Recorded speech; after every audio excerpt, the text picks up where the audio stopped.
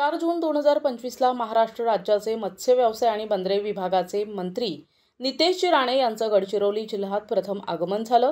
या आगमनानिमित्त माजी खासदार तथा भाजपा अनुसूचित जनजाती मोर्चाचे राष्ट्रीय महामंत्री डॉक्टर अशोकजी नेते यांच्यासह भाजपच्या स्थानिक पदाधिकाऱ्यांनी आणि कार्यकर्त्यांनी त्यांचे फटाक्यांच्या आतिषबाजीत पुष्पगुच्छ देत जल्लोषात स्वागत केले।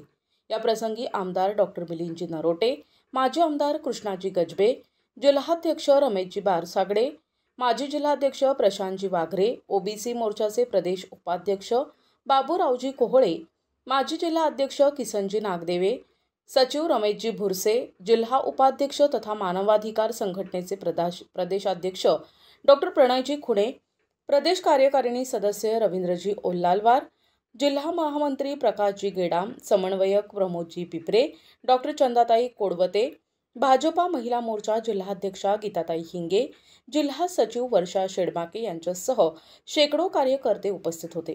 या दौऱ्याच्या भेटीने गडचिरोली जिल्ह्यातील भाजप कार्यकर्त्यांमध्ये नवीन ऊर्जा संचारली आहे। प्रतिनिधी शंकर मुत्तेलवार, NTV न्यूज मराठी, अहेरी, गडचिरोली।